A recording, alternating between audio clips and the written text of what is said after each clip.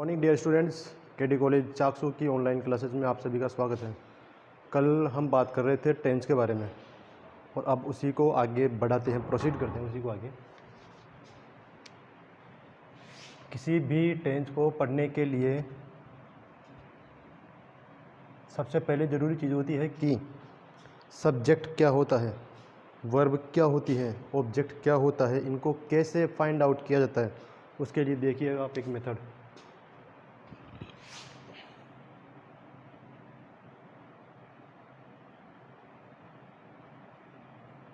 मैं आपको एक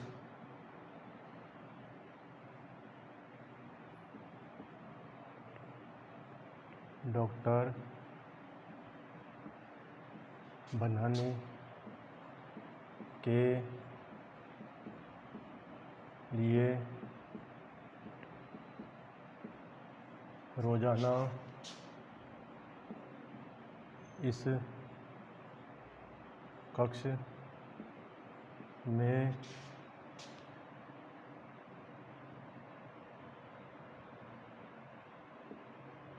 अच्छे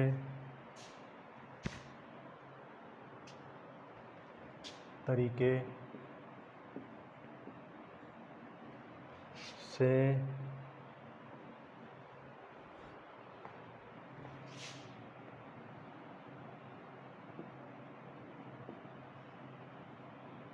अंग्रेजी पढ़ाता हूँ। सबसे पहले तो जो अपन ने कल तक बात करी उसके रेफरेंस में अगर मैं आपसे बात करूँ तो मैं आपसे कहूँगा कि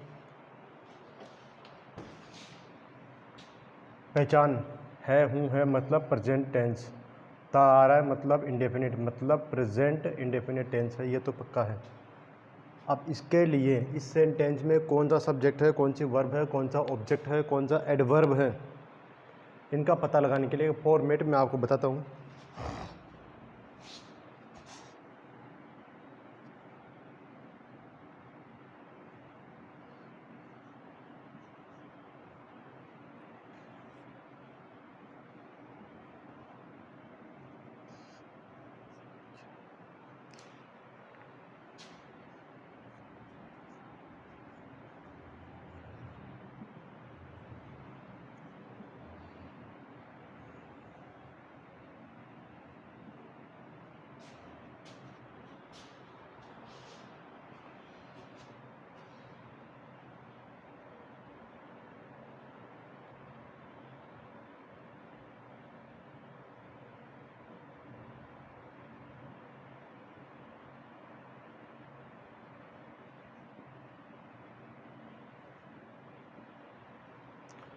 ये तो है क्रम को जमाने के लिए कि सेंटेंस का क्रम कैसे होना चाहिए। सबसे पहले सब्जेक्ट, फिर वर्ब, फिर ऑब्जेक्ट, फिर एडवर्ब। लेकिन ऑर्डर अरेंज कर कब पाएंगे, जबकि हम पहले इनको फाइंड आउट कर पाएंगे कि कौन सी वर्ब है, कौन सी सब्जेक्ट है, कौन सा ऑब्जेक्ट है, कौन सा एडवर्ब है।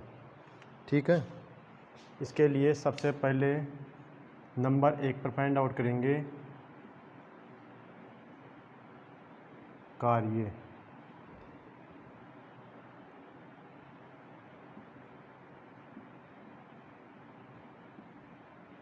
क्रिया शब्द, ठीक है, या स्थिति कि कोई चीज़ स्थित है या थी या होगी।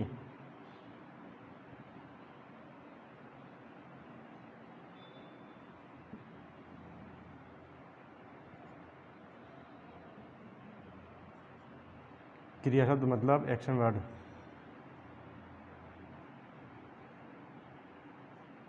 या कंडीशन, ठीक, ये होता है कि किसी भी क्रिया को करने वाला कौन है, वो कौन का आंसर क्या होगा, सब्जेक्ट। नंबर 3 किसे या क्या। किसे का मतलब ये आ गया आपका whom,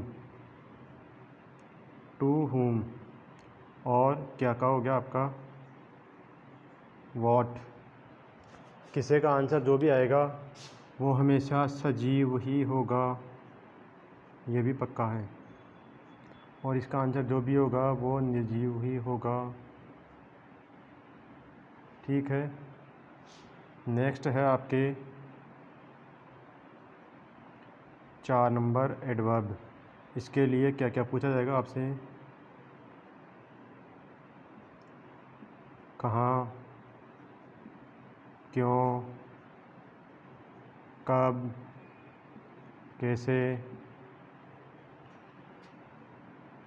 ठीक है, मतलब इसको इंग्लिश में बोलेंगे आपको where,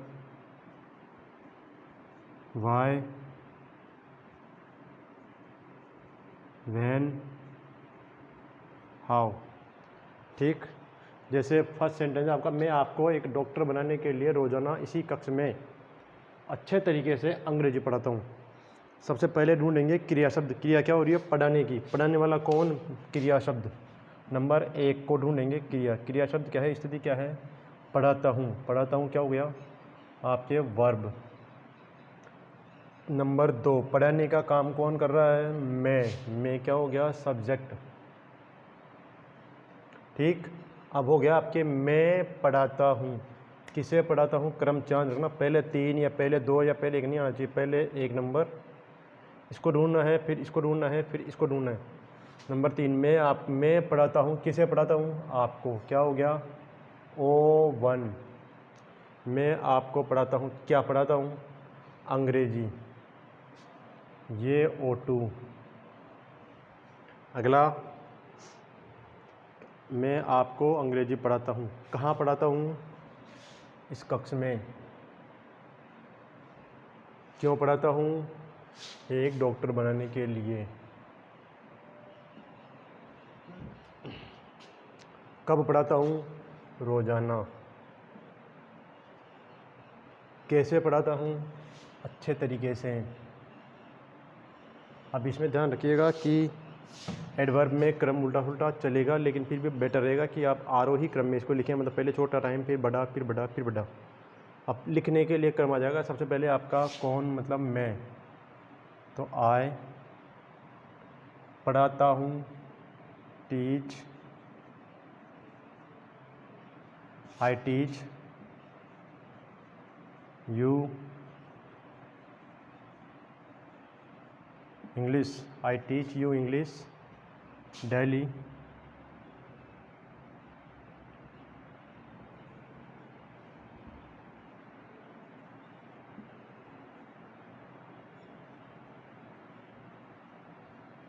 in a good way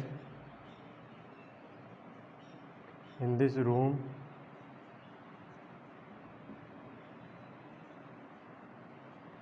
daily to make you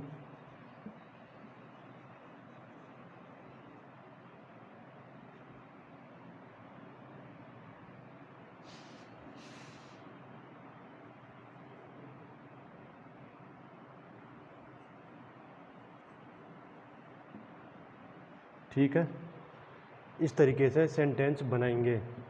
इसके बाद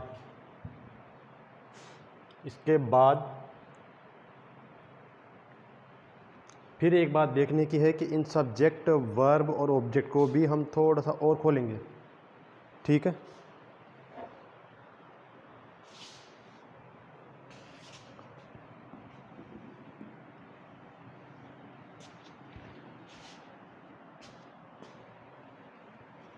क्योंकि आपके सेंटेंस का जो ट्रांसलेशन होता है हिंदी टू इंग्लिश और इंग्लिश टू हिंदी में, वो चीज़ आपके बहुत काम आने वाली है। अदरवाइज़ आपको परेशानी का सामना करना पड़ सकता है जब आप सेंटेंस बनाने के लिए तैयार होंगे। इसीलिए सबसे पहले नंबर 1 पर डिस्कस करेंगे हम सब्जेक्ट को।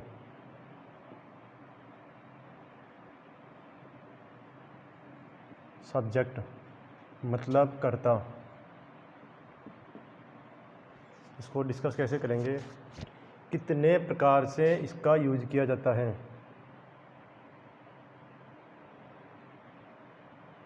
4 प्रकार से।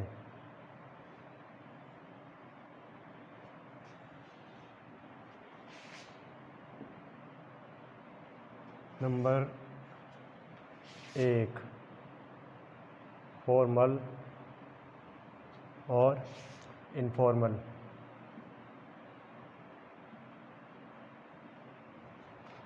अनौपचारिक।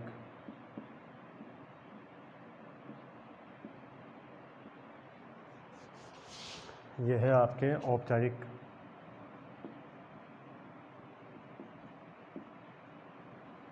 औपचारिक सब्जेक्ट आपके 2 होते हैं।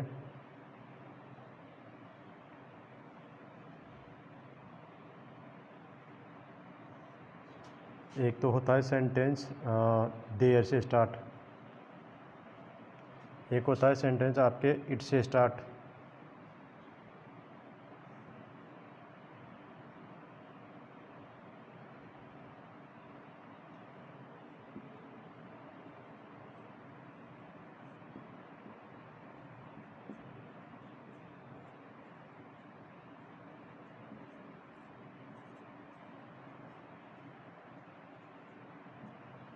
ठीक। अगला है आपके 2 प्रकार के फिर से। एक तो है नाउन के रूप में, एक है प्रोनाउन के रूप में।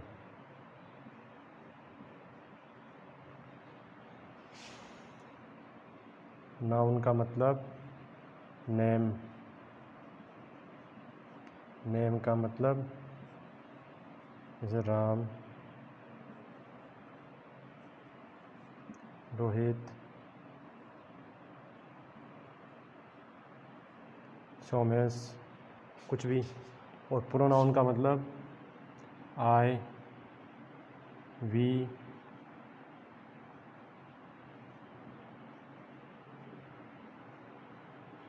You, they, he, she, it. ये क्या हो गए? प्रोनाउन। नाउन का मतलब संज्ञा।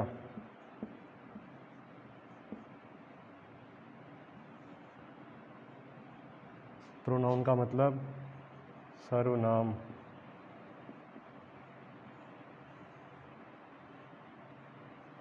ठीक। अब जो मैंने मेथड बताया था आपको SVOA 2 1 3 4 वाला, उसके अकॉर्डिंग देर का यूज कहाँ करेंगे?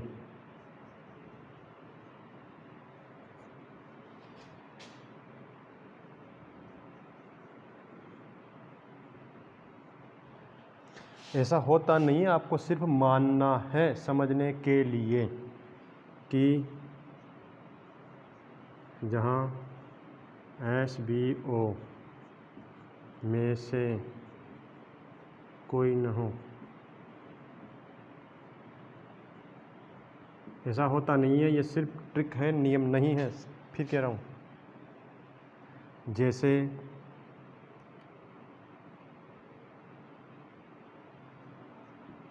मेरे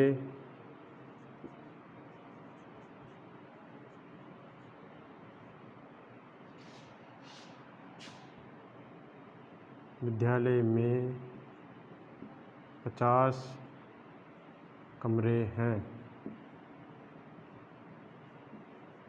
मेरे विद्यालय में 50 कमरे हैं। कितने? 50। अब आप देखिए उसके अकॉर्डिंग जो मैंने आपको मेथड बताया था, ये SVOA 1 2 3 4 याद कीजिए आप पीछे से। क्रिया क्या हो रही है? कुछ हो रही है क्या? नहीं। ठीक है। मेरे विद्यालय में 50 कमरे हैं, कोई क्रिया हो रही है क्या? नहीं। तो क्रिया को करने वाला भी नहीं है, फिर ऑब्जेक्ट तो होने का सवाल ही नहीं बनता है। ठीक है। तो अब इसमें क्या करेंगे? फॉर्मल सब्जेक्ट बनाया जाएगा फॉर्मेलिटी के लिए केवल, जिसका कोई हिंदी अर्थ नहीं होता है। तो सेंटेंस स्टार्ट करेंगे देयर से। देयर का अर्थ यहाँ पर वहाँ नहीं लेंगे, देयर। उसके बाद जो आपके कंडीशन बताई जा रही हैं, स्थिति, स्थित होना मतलब, तो अब प्रेजेंट का है मतलब इज एम आर ही आना है। लेकिन एक चक्कर है, इसको देखकर हम इज एम आर नहीं लगाएंगे, जो नाउन दिया हुआ है उसके अकॉर्डिंग इज एम आर का यूज होगा। 50 रूम्स, इसको देखकर इधर वर्ब लगेगी, इज लगेगी, एम लगेगी या आर। देयर आर 50 रूम्स, कहाँ? इन आवर स्कूल, हमारे विद्यालय में। और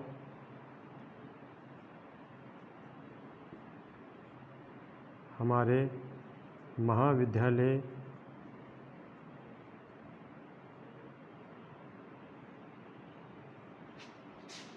में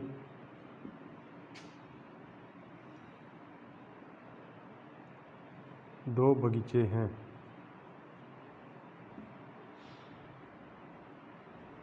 क्या बनेगा? या चलो एक कर लीजिए अब की बार आप, एक बगीचा है, तो there is 1 garden in our college. ये भी लगा सकते हैं आप, नो मैटर। उसके बाद ये तो आप जानते ही हैं कि I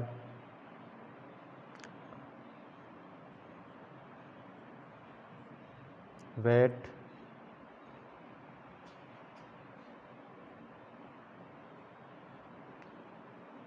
for a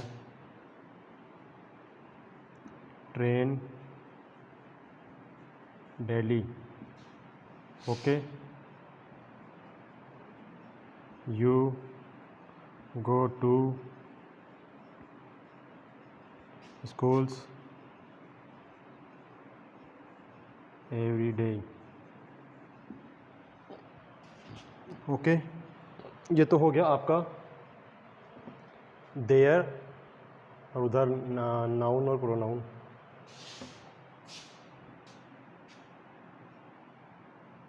Rohit helps poor या द पुअर, सारे गरीब। ठीक, ये नाउन से स्टार्ट, ये दोनों प्रोनाउन से स्टार्ट। अब आ जाइए आप, देर का हो गया इट। इट का यूज कैसे करेंगे?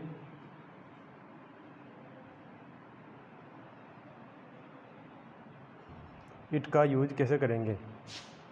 जहाँ केवल क्रिया दर्शाई जाए, जहाँ केवल वर्ब को शो किया जाए।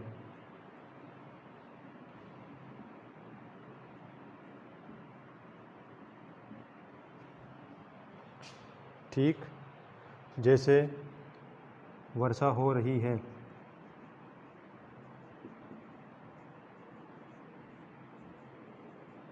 क्या बनेगा? इट लगा देंगे, इट इज रेनिंग, बरसात हो रही है। क्रिया क्या हो रही है भाई? बरसात हो रही है। कौन कर रहा है? पता नहीं है। ठीक है, किसे कर रहा है पता नहीं है, बस बरसात हो रही है, बात ख़त्म। ये रेनिंग। अगला है आपके वर्ब। वर्ब, ये हो गया आपका सब्जेक्ट का डिटेल। नेक्स्ट बताइए आप जब तक।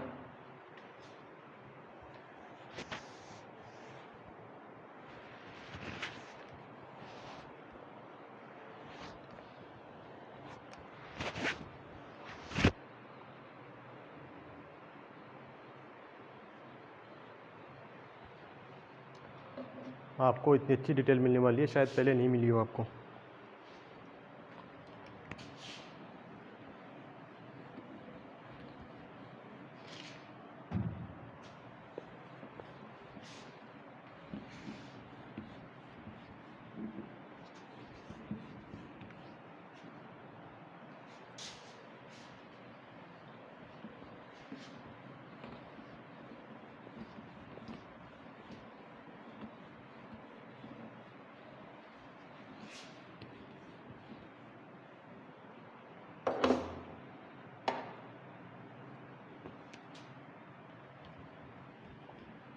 नेक्स्ट आ जाइए आप वर्ब।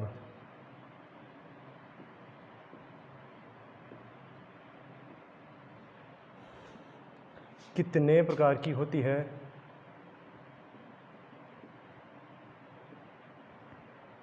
7 प्रकार की।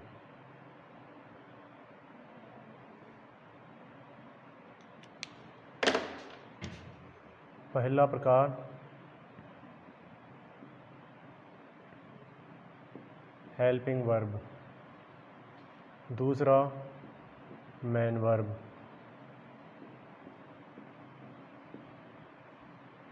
ठीक है। तीसरा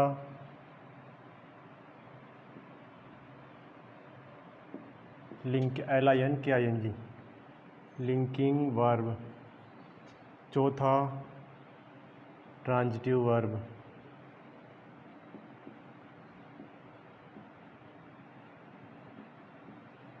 पांचवा इंट्रांजिटिव वर्ब,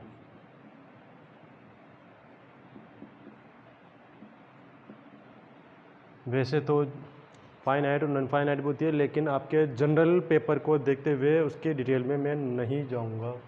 इन दोनों को भी आपको ज़्यादा डिटेल से नहीं लेना है, अगर कुछ प्रॉब्लम हो तो। बाकी मैंने तो समझाना ही है पूरा ये।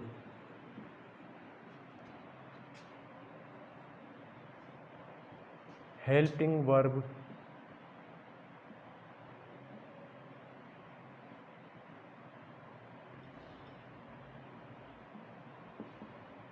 हमेशा मेन वर्ब के साथ ही आती है, अकेली नहीं।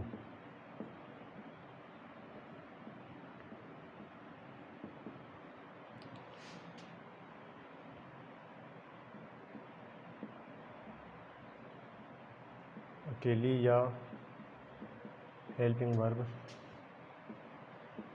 के साथ आती है,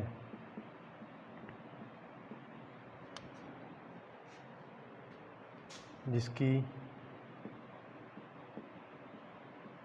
फॉर्म चेंज होती है।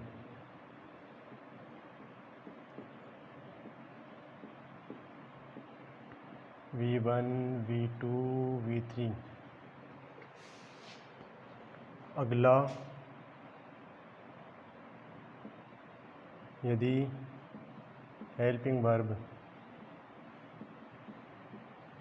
बिना मेन वर्ब ही आ जाती है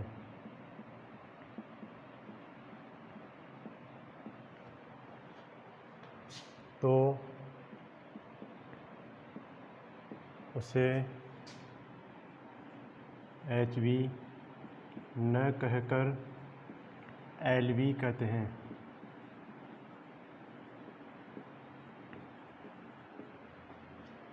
HV का मतलब हेल्पिंग वर्ब न बोलकर क्या कहा जाएगा? Linking verb. क्यों?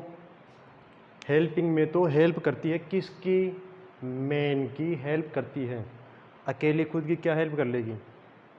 ठीक है। और अकेली आती है तो दो को लिंक करती है, ठीक है। दो अलग अलग चीज़ों को लिंक करती है, जोड़ने का काम करती है। डिटेल में आपको भी बताऊंगा। ट्रांजिटिव का मतलब ऐसी क्रिया, ऐसी वर्ब जिसमें ऑब्जेक्ट आता हो। अर्थात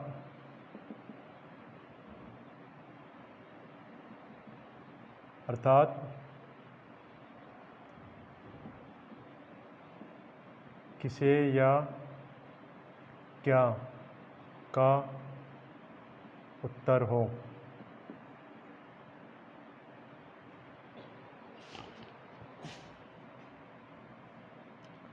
ऐसी वर्ब जिसमें ऑब्जेक्ट नहीं आता हो, अर्थात किसे क्या का उत्तर नहीं हो। जैसे पहला एग्जाम्पल लीजिए आप हेल्पिंग वर्ब का।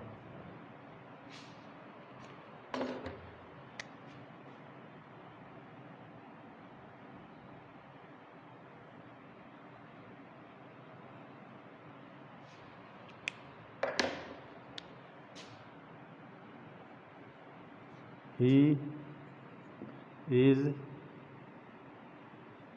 doing his work।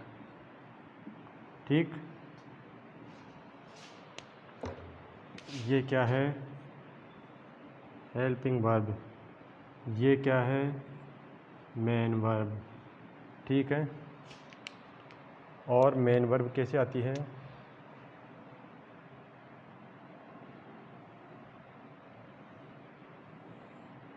ऐसे आती है। और कैसे आती है?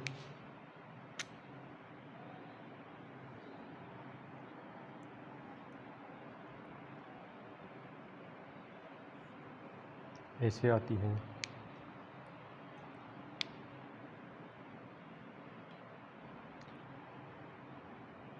I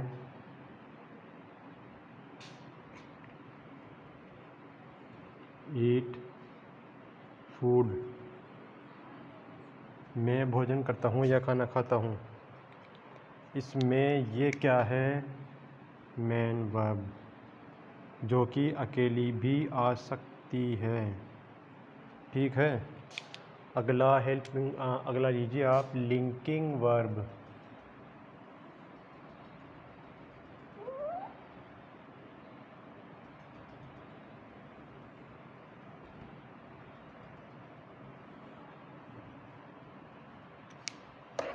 लिंकिंग वर्ब का एग्जाम्पल आप लीजिए,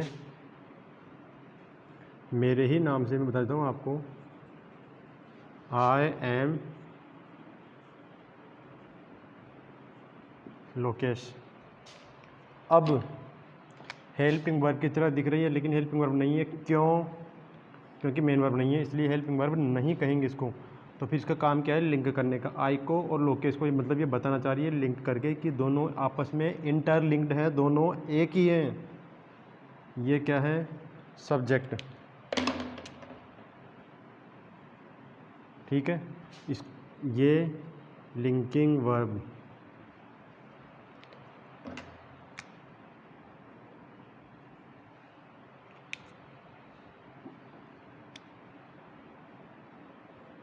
ठीक है, और ये क्या है? आपके ऑब्जेक्ट न हो करके इसको क्या कहेंगे?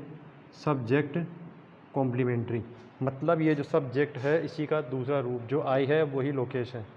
ये ऐसे होता है आपके लिंकिंग वर्ब। ठीक, अगला ट्रांजिटिव वर्ब।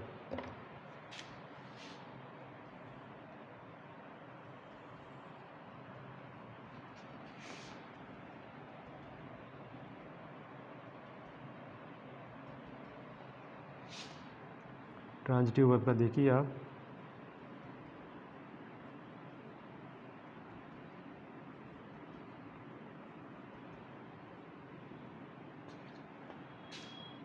डिटेल थोड़ा सा ज़्यादा हो सकती है, लेकिन ये पक्का है कि बहुत काम आने वाली है आपके जनरल पेपर में ही नहीं, आप कॉम्पिटिटिव एग्जाम्स भी देंगे वहाँ भी काम आएगी।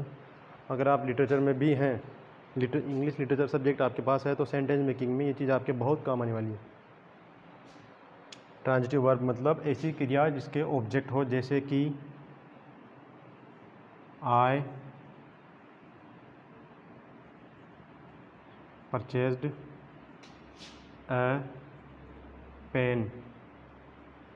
मैंने एक पेन खरीदा। ठीक है, ये क्या है? वर्ब तो है, लेकिन आगे ऑब्जेक्ट है क्या? Yes boss. क्या खरीदा? पेन। मतलब ये ऑब्जेक्ट है, मतलब ये क्या का आंसर है, मतलब ये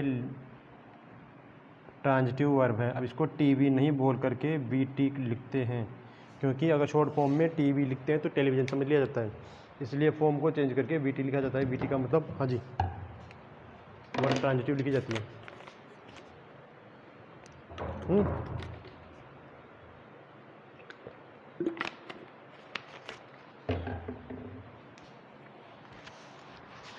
नेक्स्ट है आपका इंट्रांजिटिव वर्ब, लास्ट।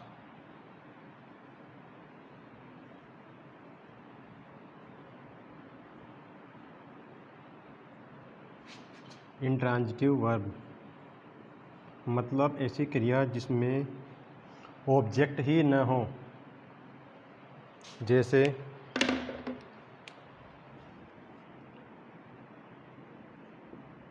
मैं जयपुर जाता हूँ। ये सेंटेंस हो गया आपके आई गो टू स्कूल। ठीक, अब इसमें गो तो है आपके वर्ब, ठीक है, और ये क्या है? कहाँ का आंसर है, मतलब ये ऑब्जेक्ट है क्या? नहीं है। ठीक, ये आपका ऑब्जेक्ट नहीं है, मतलब ये कौन सी वर्ब कहलाएगी फिर आपके? Verb intransitive. Verb intransitive.